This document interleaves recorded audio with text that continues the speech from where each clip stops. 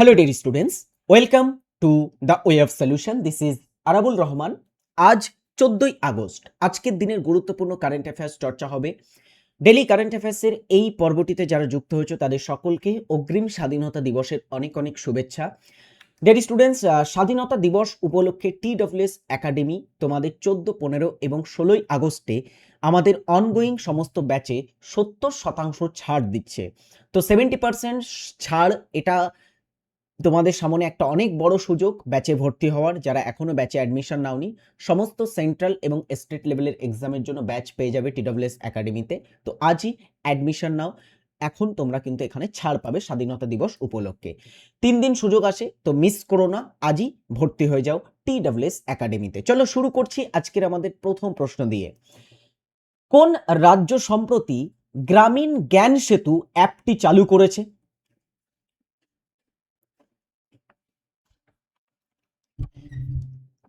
গ্রামীণ জ্ঞান সেতু বলে অ্যাপ চালু করেছে সম্প্রতিকালে গুজরাট রাজ্য। HM, it's mean home minister Amit Shah launches Gramin Gyan Setu app to integrated libraries in Gandhinagar Lok Sabha constituency. Gandhinagar Lok Sabha কেন্দ্রে যে সমস্ত গ্রন্থাগার আছে সেগুলোকে একত্রীভূত করতে, লাইব্রেরিগুলোকে একত্রীভূত করতে সম্প্রতি কেন্দ্রীয় স্বরাষ্ট্রমন্ত্রী অমিত শাহ তিনি লঞ্চ করেছেন গ্রামীণ জ্ঞান সেতু বলে একটি অ্যাপ। চলো প্রশ্ন 2, উয়েফা সুপার কাপ 2026 জয় করে কোন ফুটবল ক্লাব? আজকের আমাদের পর্বের 2 নম্বর কারেন্ট অ্যাফেয়ার্সের প্রশ্ন। সম্প্রতি উয়েফা সুপার কাপের ফাইনাল খেলা হয়েছে 2026-এর, এবং এই ফাইনাল জয়লাভ করেছে একটি ফুটবল ক্লাব যার নাম PSG। এই PSG ফুটবল ক্লাব সম্প্রতিকালে উয়েফা চ্যাম্পিয়ন্স লিগও জিতেছিল, এবং এটার full form Paris Saint Germain, যেটা ফ্রান্সের একটি ফুটবল ক্লাব, প্যারিস ভিত্তিক। PSG retain UEFA Super Cup with 2-1 win over Aston Villa. Aston Villa এবং পিএসজির মধ্যে খেলা হয়েছিল ফাইনাল খেলা, সেখানে অ্যাস্টন ভিলাকে 2-1 গোলে হারিয়ে এই কাপটাকে রিটেন মানে ধরে রেখেছে। আগের বছরেও চ্যাম্পিয়ন ছিল, এই বছরেও আবার চ্যাম্পিয়ন হয়েছে PSG। কোশ্চেন 3, আন্তর্জাতিক ই ভিসা ধারকদের প্রবেশের সুবিধার্থে সম্প্রতি কোন দেশ 11টি নতুন আন্তর্জাতিক বন্দর যুক্ত করেছে?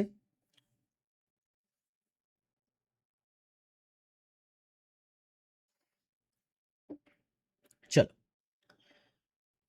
যারা ই ভিসা ধারক বা ই ভিসাধারী তাদের জন্য, তাদের প্রবেশের সুবিধার্থের জন্য 11টি নতুন আন্তর্জাতিক বন্দর যুক্ত করেছে Bharat. India adds 11 international ports for e visa holders, taking total to 88। এটাকে ডেয়ার স্টুডেন্টস সম্প্রতি 11টা নতুন পোর্ট যুক্ত করা হয়েছে, বন্দর যুক্ত করা হয়েছে, এবং এটার যে সংখ্যা সেটা 88-তে পৌঁছেতে টোটাল। তাহলে আমাদের ভারতবর্ষে ই ভিসা হোল্ডারদের জন্য কতগুলি বন্দর আছে, সেটা হচ্ছে 88। নেক্সট, 2026 সাল, আগস্ট 2026 সালে কোন রাজ্য 1 বছরের জন্য, নেক্সট 1 ইয়ারের জন্য গুটকা, পান মশলা সহ তামাকযুক্ত সমস্ত পণ্যের উৎপাদন, মজুত এবং বিক্রয় নিষিদ্ধ করেছে? খুব ভালো একটা সিদ্ধান্ত। গুটখা, পান মশলা এবং তামাকযুক্ত সমস্ত পণ্যের উৎপাদন, মজুত এবং বিক্রয় নিষিদ্ধকরণ করেছে নেক্সট 1 ইয়ারের জন্য একটি রাজ্য ভারতের। কোন রাজ্য? খুব বড় একটা নিউজ এটা। সঠিক উত্তর হচ্ছে কর্ণাটক রাজ্য। Karnataka ban sales distribution of tobacco and nicotine product. তো টাবাকু অর্থাৎ তামাকযুক্ত এবং নিকোটিন যুক্ত যে সমস্ত দ্রব্যগুলো আছে সেটার ফর 1 ইয়ার, 1 বছরের জন্য ব্যান করেছে কর্ণাটক সরকার। নেক্সট, প্রশ্ন 5। চলো, অত্যন্ত ইম্পর্টেন্ট কারেন্ট অ্যাফেয়ার্স। লিথিয়াম এবং গ্যালিয়াম, এই দুটি যে মৌল, এগুলির অনুসন্ধানের উদ্দেশ্যে সম্প্রতি CSIR NGRI এর সাথে সমঝোতা স্বাক্ষর করেছে কোন রাজ্য? CSIR এর অধীনেই কিন্তু NGRI-টা আসে, বুঝেছো? তো CSIR, সেই CSIR এর অধীনে যে NGRI আসে, তাদের সাথে একটা সমঝোতা স্বাক্ষর মানে মৌ স্বাক্ষর করেছে ভারতের একটি রাজ্য। কোন রাজ্য? লিথিয়াম গ্যালিনিয়ামের মতো ডিয়ার স্টুডেন্ট ধাতুর জন্য।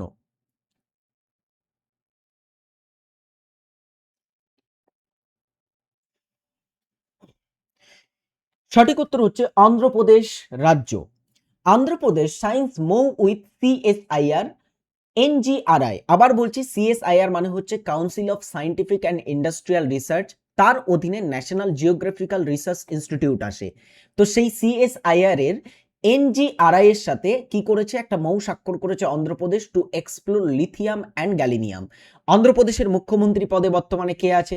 কমেন্ট করো সকলে। এন চন্দ্রবাবু নাইডু অন্ধ্রপ্রদেশের বর্তমান মুখ্যমন্ত্রী। নেক্সট আমাদের প্রশ্ন 6, কোরিয়া মাস্টার্স 2026 ব্যাডমিন্টন টুর্নামেন্টে জয়ী হয়েছেন কে?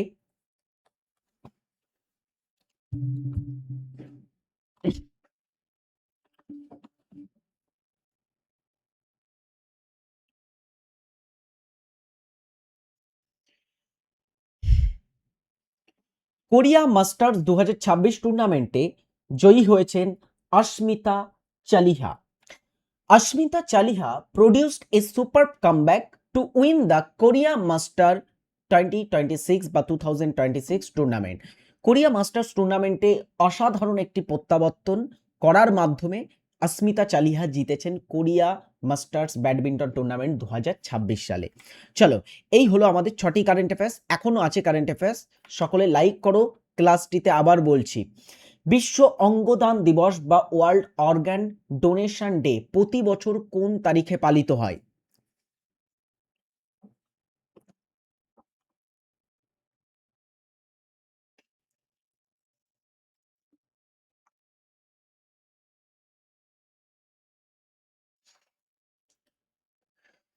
বিশ্ব অঙ্গদান দিবস বা ওয়ার্ল্ড অর্গান ডোনেশন ডে এটা প্রতি বছর পালিত হয় 13ই আগস্ট।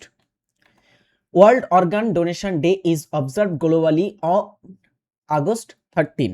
নেক্সট কোশ্চেন 8, ইউক্রেনের ওয়াসাদ ব্যাংক এর বিনিয়োগ সংক্রান্ত বিরোধের ট্রাইব্যুনালে রাশিয়া তাদের মধ্যস্থতাকারী হিসাবে কাকে নিযুক্ত করেছে?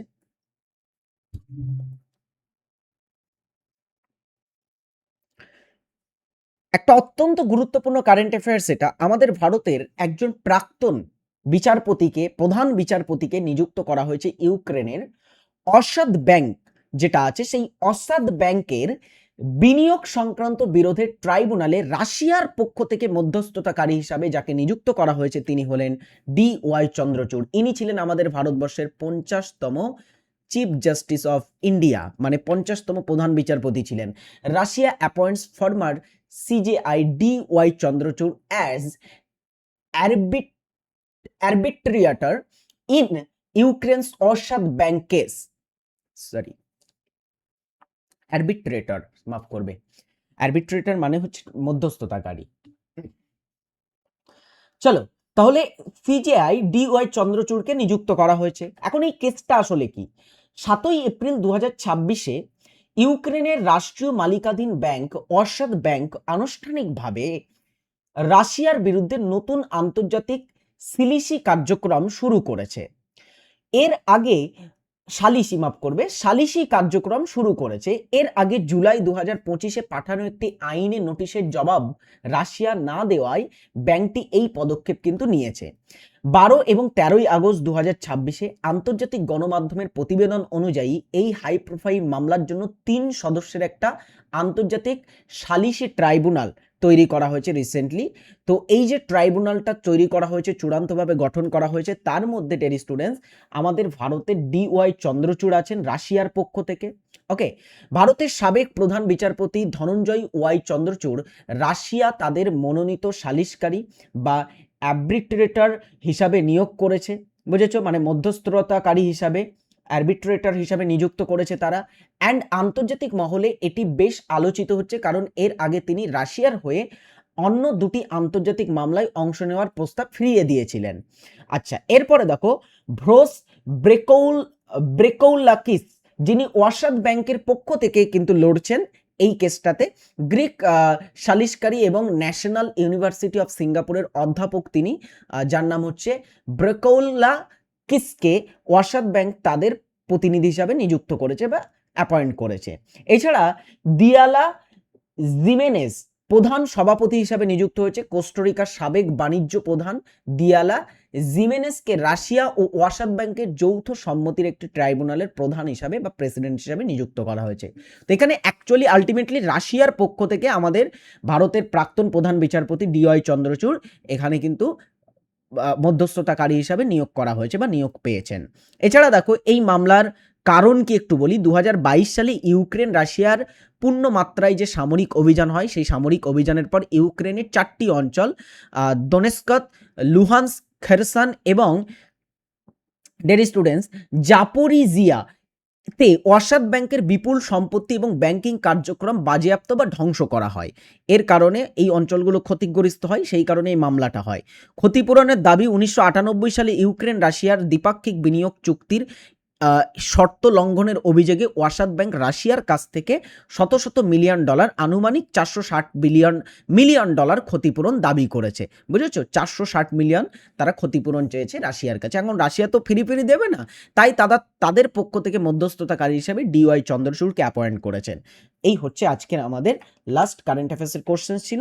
চলো আরও একবার মনে করিয়ে দিই, স্বাধীনতা দিবস উপলক্ষে 24, 25 এবং 14, 15 এবং 16 আগস্ট চলছে TWS একাডেমিতে স্বাধীনতা দিবসের জন্য 70% অর্থাৎ 70% ফ্ল্যাট অফ ছাড় চলছে সমস্ত অনগোয়িং ব্যাচে। তো আজই অ্যাডমিশন নাও এবং যে ছাড় তোমাদের দেয়া হচ্ছে এটা লাভ ওঠাও। চলো আমরা শুরু করছি আজকের গুরুত্বপূর্ণ জিকে প্রশ্ন উত্তর দিয়ে। আগের দিন জিকে প্রশ্ন উত্তর করানো হয়নি, তো আজকে আমরা কয়েকটা জিকে প্রশ্ন প্র্যাকটিস করব 10টি মতো। দ্রুত এটার উত্তর করে ফেলো। কে ভারতের দ্বিতীয়বার রাষ্ট্রপতি নির্বাচিত হয়? আমাদের ভারতে প্রথম রাষ্ট্রপতি নির্বাচন হয়েছিল, ভারতে প্রথম রাষ্ট্রপতি নির্বাচিত হয়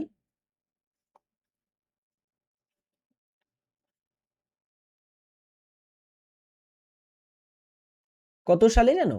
সেটি হচ্ছে 1952, 1952তে প্রথম রাষ্ট্রপতি নির্বাচন হয়। আর রাষ্ট্রপতি নির্বাচন প্রতি 5 বছর অন্তর হয়।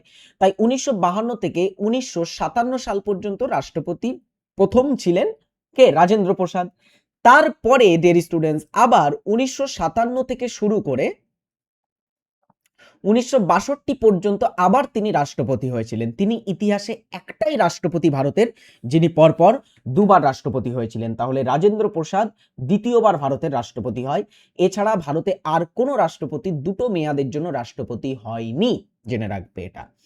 নেক্সট আমাদের প্রশ্ন 2, ভারতের কোন শহরকে প্রাসাদের নগরী বলা হয়? সিটি অফ প্যালেসেস কাকে আমরা বলে থাকি সাধারণত?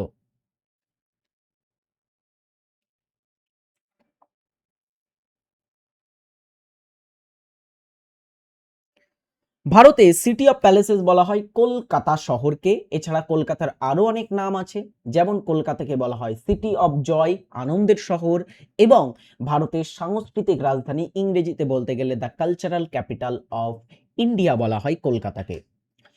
1893 সালে কে গণপতি উৎসব শুরু করেন?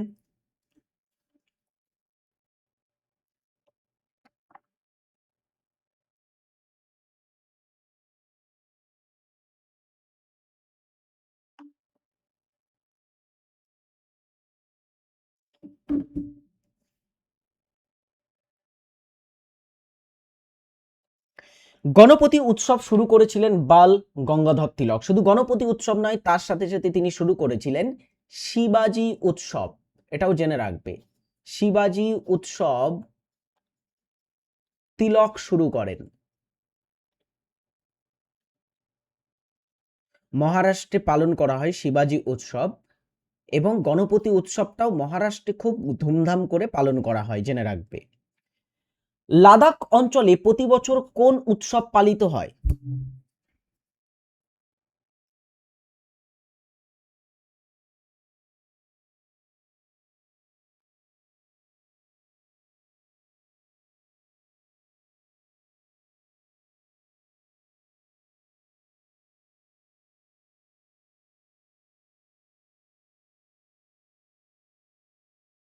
লাদাখ অঞ্চলে প্রতি বছর কোন উৎসব পালিত হয়? লোসার উৎসব। দেখো লোসার কি? লোসার হচ্ছে একটা তিব্বতী নববর্ষ। শুধু তিব্বতী নববর্ষ বললে হবে না, এটি একটি ডিয়ার স্টুডেন্টস, বুদ্ধিস্ট উৎসব বৌদ্ধ নববর্ষ হিসাবে পরিচিত এবং এই নববর্ষ উৎসবটা তিব্বত সংলগ্ন বিভিন্ন অঞ্চলে পালিত হয়। তিব্বত, অরুণাচল প্রদেশ, সিকিম এবং লাদাখ অঞ্চলে পালিত হয়, যেখানে যেখানে বুদ্ধিস্ট কমিউনিটির মানুষ বাস করে। লোসারটা অ্যাকচুয়ালি একটা উপজাতি মানুষ বেশি পালন করে, যেটা হচ্ছে মনপা ট্রাইব। এটা হচ্ছে কাদের উৎসব জেনে রাখতে হবে, মনপা উপজাতির একটা উৎসব।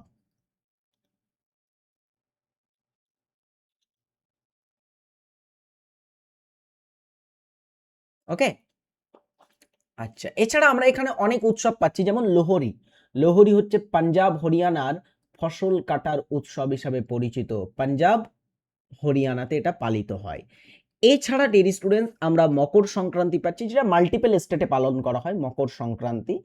ওকে, বিভিন্ন রাজ্যে এটা পালিত হয়, বিশেষ করে গুজরাট রাজ্য বা এক্সেট্রা রাজ্যে মকর সংক্রান্তি পালিত হয়। হোলিও মোটামুটি ভারতবর্ষের উত্তর ভারতে ম্যাক্সিমাম স্টেটে পালিত হয়ে থাকে। ওকে, সো এগুলো মাল্টি স্টেটে পালন করা হয়, উত্তর ভারতে বেশি দেখা যায়। মাটির উর্বরতা বজায় রাখতে ও নাইট্রোজেন সংবর্ধনের জন্য প্রধানত কোন ধরনের ফসল চাষের পরামর্শ দেওয়া হয়?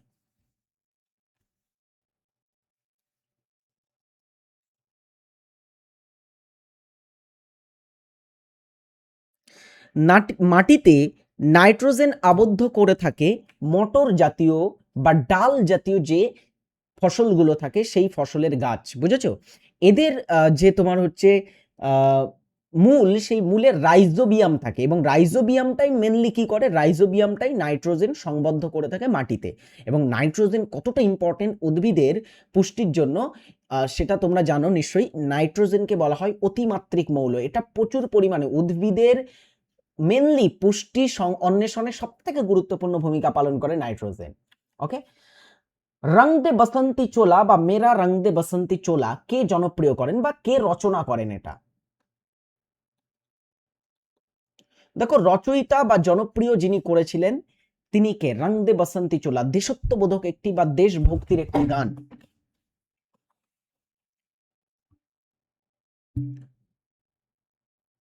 রামপ্রসাদ বিসমিল রং দে বসন্তি চোলাকে জনপ্রিয় করেছিলেন। নেক্সট প্রশ্ন, নিচের কোনটি একটি বহিঃক্ষরা গ্রন্থি?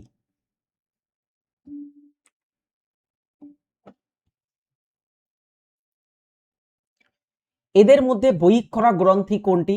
সঠিক উত্তর লালা গ্রন্থি। অ্যাড্রিনালিন, থাইরয়েড গ্রন্থি এগুলি অন্তঃক্ষরা গ্রন্থির মধ্যে পড়ে। লালা গ্রন্থি, স্তন গ্রন্থি, ঘর্ম গ্রন্থি এগুলি বহিঃক্ষরা গ্রন্থির উদাহরণ। শরণার্থীদের জন্য ইউনাইটেড নেশনস বা জাতিসংঘের হাই কমিশনের কার্যালয় কোথায় অবস্থিত? হেডকোয়ার্টার বা United Nations High Commissioner for Refugees মানে ইউএনএইচআরসি বলে একটা সংস্থা আছে। United Nations High Commissioner for Refugees বলে একটি সংস্থা, এবং এই সংস্থাটির সদর দপ্তর আছে জেনেভাতে। জেনেভাতে আর কি কি সংস্থার সদর দপ্তর আছে? WHO এর সদর দপ্তর পাবো, WTOর সদর দপ্তর পাবো, ওয়ার্ল্ড ট্রেড অর্গানাইজেশন। আর কি আছে? এখানে আছে তোমার হচ্ছে উল্লেখযোগ্য ILO সংস্থার সদর দপ্তর আছে, ইন্টারন্যাশনাল লেবার অর্গানাইজেশন। আচ্ছা, নিউ ইয়র্কে আমরা সদর দপ্তর কিসের পাবো? ইউনাইটেড নেশনস অর্গানাইজেশনের সদর দপ্তর আছে, UNDP নামক সংস্থার সদর দপ্তর আছে, এবং ইউনিসেফ বলে যে সংস্থা আছে তার সদর দপ্তর এখানে অবস্থিত নিউ ইয়র্কে। প্যারিসে আছে ইউনেস্কো সদর দপ্তর। আর লন্ডনে আছে কিসে? লন্ডনে উল্লেখযোগ্য সদর দপ্তর বলতে গেলে অ্যামনেস্টি ইন্টারন্যাশনালের আছে।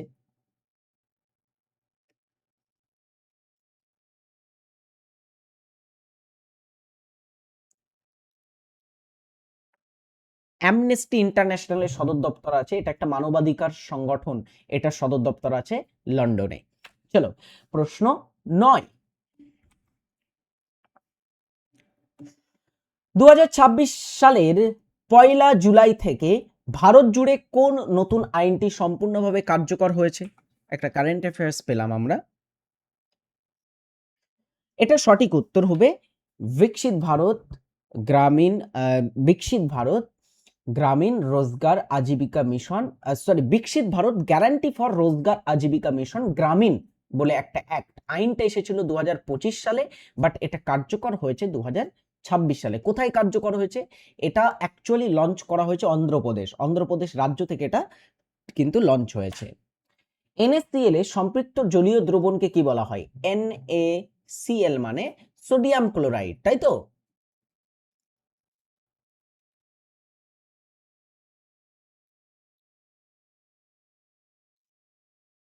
তো সোডিয়াম ক্লোরাইড যেটা আছে এটাকে আমরা লবণ বলতে পারি। তো সোডিয়াম ক্লোরাইড বা লবণ, এই লবণের সম্পৃক্ত দ্রবণকে আমরা কি বলে থাকি? NaCl এর সম্পৃক্ত দ্রবণকে কি বলা হয়? জলীয় দ্রবণকে এটাকে ব্রাইন বলা হয়ে থাকে। তাহলে option D right answer, B right answer হবে। চলো আজকে একটা বাড়ির কাজ দেওয়া থাকবে, পশ্চিমবঙ্গের কোন জেলা ফজলি আমের জন্য বিখ্যাত? সাথে সাথে আরো একটা বাড়ির কাজ দেব, তোমার জেলাতে কোন ফল বা কোন ধরনের ফসল খুব বিখ্যাত? কমেন্ট করে জানাবে। কিছু কিছু জায়গা আছে যেখানে কিছু কিছু ফল বা খাবার, বিভিন্ন ধরনের খাদ্যদ্রব্য খুব ফেমাস হয়। তোমার জেলাতে কোন ধরনের ফুড আইটেম ফেমাস? কমেন্ট বক্সে জানাবে। আমি ভিজিট করব বিভিন্ন পশ্চিমবঙ্গের জেলাতে, তো আমি ট্রাই করব তোমাদের জেলার বিভিন্ন ধরনের ফুড আইটেমগুলো। ওকে, কমেন্ট বক্সে সকলে এটার উত্তর জানাবে। ভালো থাকবে, সুস্থ থাকবে। আজকের পর্বটি যারা শেষ পর্যন্ত দেখেছো, আগের দিনের পর্বটাও দেখবে, যেখানে সঙ্গীত নাট্য একাডেমি পুরস্কার লিস্ট আমি প্রোভাইড করেছি, যেটা এসএসসির পরীক্ষার জন্য অত্যন্ত গুরুত্বপূর্ণ। না দেখলে দেখে নেবে পর্বটি। Thanks for watching.